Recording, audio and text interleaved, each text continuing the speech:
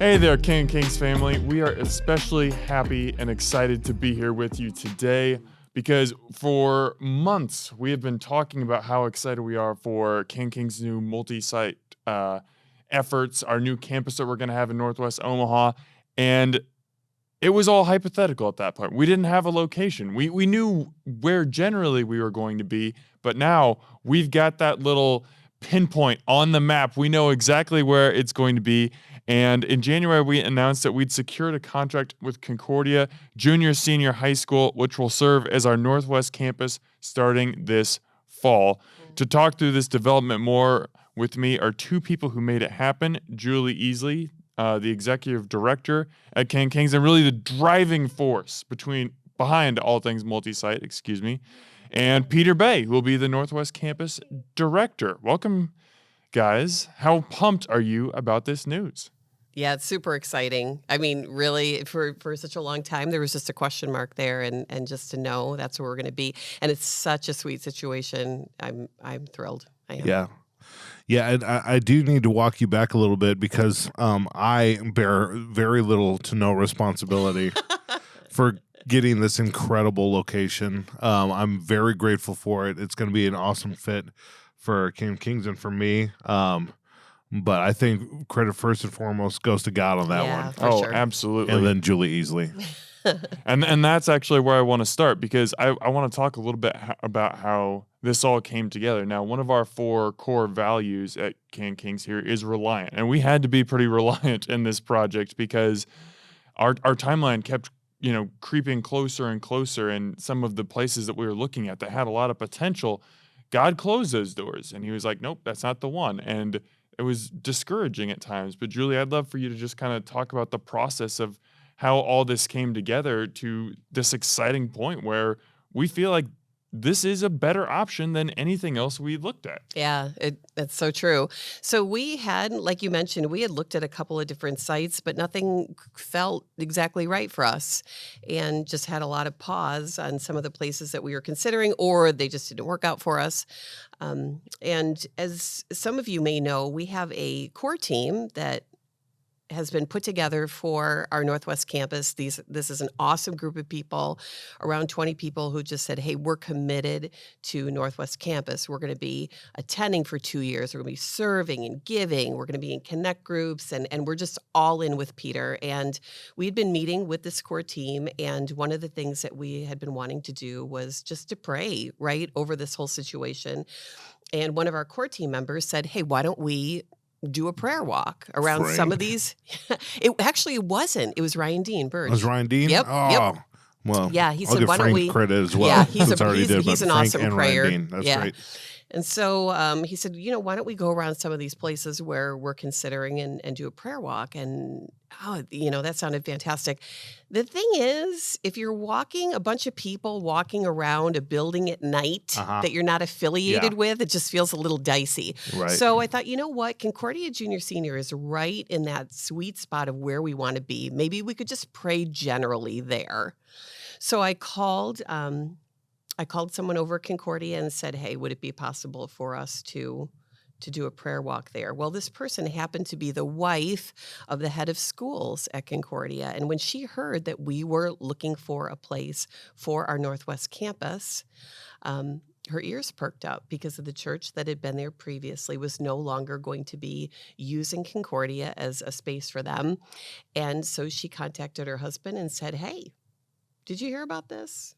King of Kings is interested in being in this Northwest area, and that's kind of how the ball all started rolling. So, I feel like this is one of those opportunities where God didn't reveal his whole plan in the moment. Right. And now when we step back, we can see the little breadcrumbs that he was leaving that kind of made this trail for us to follow that led us to Concordia. I mean, how cool is that for you guys as you've gone through a couple of years of work here to be able to, yes, there were moments of frustration, but hey, God was moving in a powerful way, and he was directing us, sometimes in little ways, sometimes in large ways, to take these steps of faith forward that got us to this point. Yeah, I think a lot of the times we say that God's timing is perfect, and sometimes we're like, but is it? But we know that in truth, but this is one of those times when the timing was perfect, just perfect for us to partner with them because the church that had been there was not going to be there anymore. And that had literally transpired probably within a week or two of all of that. So God knew where he wanted us to be, but the timing had to be right. And the thing that I love about this too, and I just want to kind of emphasize this, is that God has good plans for all the churches in Omaha. So we're not we are definitely blessed, but we're not any more blessed than any other churches. God's love and care extends to every church. So I just wanted to throw that in there as well. Yeah. Yeah. And what I would add is this is what was kind of wild is so we ended up praying on the ground that God was going to give us. We didn't even know it. Yep. So as the team was walking around that campus praying, God was, I almost picture God just kind of like smiling I and know. kind of chuckling at us. So good. And yeah, and with the timing thing, I would say that God's timing is perfect, but we don't always get to see it. Right. This is one where it's like, oh, So obvious. I see it now. Yes. So when will King of Kings start having Sunday programming at Concordia? Yeah. So we're going to soft launch in September. That's where we're going to get all those kinks out and figure all that out. And then the official launch will be October of 2023. It's coming up. So when you say soft launch, that just means like a like maybe the core team of people will be meeting there? The core team, the launch team. We'll make sure that our procedures and all the equipment's working properly. And since this is going to be a live stream campus where we'll have live music and kids programming and tons of community there on Sundays, but the message itself will be a live stream of whoever is teaching at I Street. So that's exciting. We'll get to hear from Pastor Greg and Zach and Mike on a regular basis. And this will set us up for future campuses as well, where no matter what King of Kings you're at, whether it's here in Omaha or in Antarctica, you'll hear the same preaching. There will be some familiar voices in that regard. So because of that, though, there's certain technological things that we just have to make sure are working well. So we'll soft launch through September, make sure those are working well so that when we open the doors in October, we're ready. Did you just drop a secret there that our third campus is going to be in Antarctica? Oh, Julie, how do you feel about that? Wow. Okay, so where on Concordia's campus will King of Kings meet, and what is it about that space that you think really sets us up for success? Yeah, so we will start in October. We will be meeting in the auxiliary gym. This is a good space because it's not too big. They have a wonderful performance gym at Concordia, and that's where they have 2 full-size basketball courts and seating for 1,000 or more. That is not ideal for us because if you put 200, 300 people in 1,000 people spot, feels real empty real fast. Yeah, real lonely. Also, the performance gym, controlling the light in there and the mood in there is going to be harder. So And the sound. And the sound, yeah, it'll be cavernous and echoey. Whereas the auxiliary gym will have a little bit more control with that. It'll be a little more intimate. And so that's going to be a really good place for us to start. Concordia is they're in progress with a huge remodel. The kindergartners through 5th graders are joining them on campus starting next school year. And with that comes a big remodel to that school. And so one of the things they'll be remodeling is a multi-use space. It'll have a gym floor, but it'll also be their auditorium for musicals and plays. And that'll be where we will get to move into once that's completed. Oh, that's exciting. Yeah. So exciting. It is just unbelievable to think. I remember when Concordia first opened, I think I might have even been in middle school, maybe high school, but it was like so tiny and it was like classes of like 6 or 7 kids, and to see what it's grown into now and just how it continues to grow and that we get to be a part of that is just such a blessing. So we got this campus secured. That's super exciting. But now we got to tell people about it. We got to make sure not only our people here at King of Kings know, but the community knows that, hey, there's a new church here and it's in your neighborhood. And if you are looking for a place to worship, we would love for you to come and check it out. So, Julie, what are we doing here at King of Kings to help get the word out about the Northwest Campus? Yeah, so I think there are two different ways that we're approaching it. The first is kind of through the whole social media vein of things. So we're going to have a Facebook page, sort of stuff happening on Instagram to let the community know that we're coming to the Northwest area, and that we're for families. I think that's going to be a huge thing. The other thing that we're going to do just to build awareness is we're going to have a bunch of awesome events that are going to be happening between March and really October. A lot of them are going to be at the Northwest Campus at Concordia. We're going to have food trucks. We're having Trucks. so good. Let's We're having go. a kite day. Some of the biggest kites in the United States are going to be flying over the Concordia campus, our Northwest Campus, in June, at the Yeah. end of June 24th. So when you think of Kite Day, don't think of like my kids have a Berenstain Bear book where they like make a kite and fly it at Kite Day. Like don't think of that, but think of literally like Paw Bear, Berenstain Bear, like 60-foot version Right. of him, like parade float Yes. kites.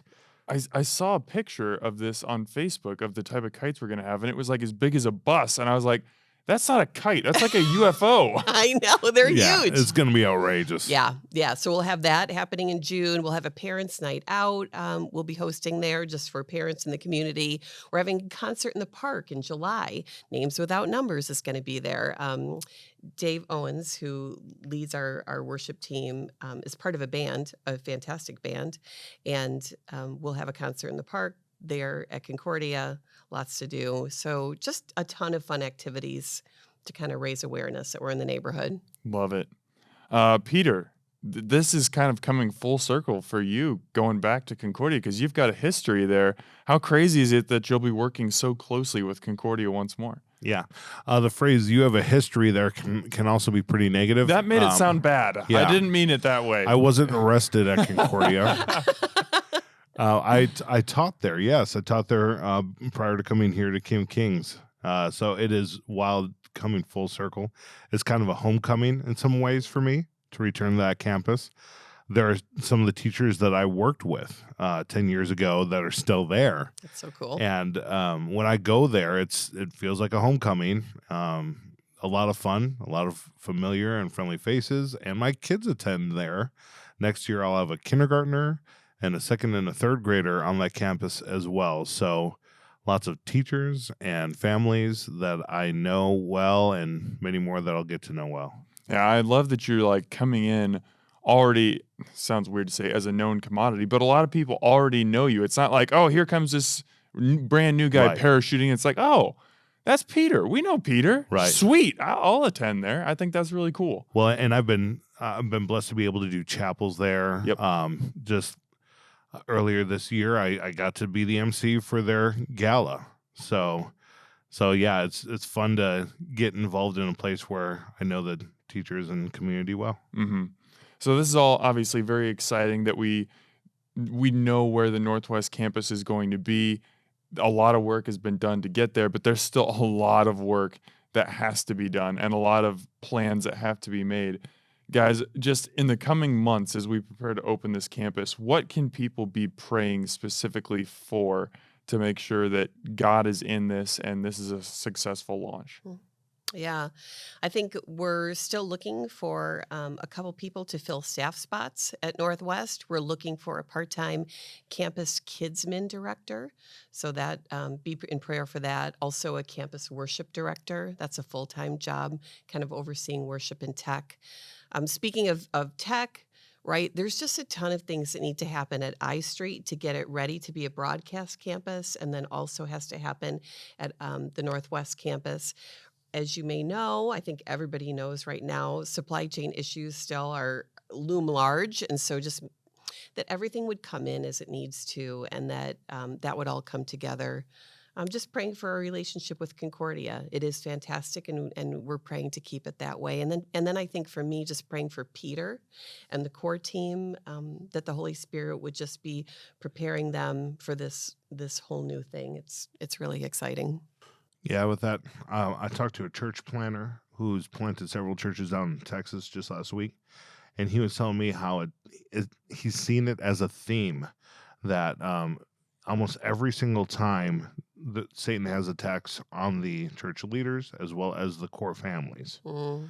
And so he said if there's more sickness in the core families than they're used to, or there's challenges or cars are going kaput in awkward times, like expect that Yeah. almost. And so, yeah, be praying for me and my wife, Carista. Be praying for our kids, Benton, Jada, and Remy. Be praying for our core families, that God would protect us, that we would be coming together, that we would, as people around may have questions of like, maybe they haven't totally caught on to the vision of what's going on. There could be doubt that creeps into people's minds whenever you're doing something new. And in our context, in our synod, there aren't many churches doing this. Right. So when you're getting on the edge of something new, it can be scary. It can be challenging. And so be praying for courage. It's one of our values. Love that. That we would have that as we're reliant on God as well. Mm-hmm. Yeah, so there's obviously a lot of asks that we have of God in the coming months and honestly coming years, but I also wanted to just throw out there praise. For sure. Praise God for this, Yes. because this has turned out to be such a blessing that we didn't foresee even as recently as a few months ago. And now it's so exciting to think about the future and what's going to happen. We're going to wrap it up there today, but we will have plenty more podcast content. We'll be talking more multi-site, especially as we get closer, kind of what some of the nuts and bolts look like. It's going to be really exciting. Thank you so much, guys. And thank you, listeners, for joining us on another episode of Beyond Sunday. Let's continue to live our lives beyond Sunday.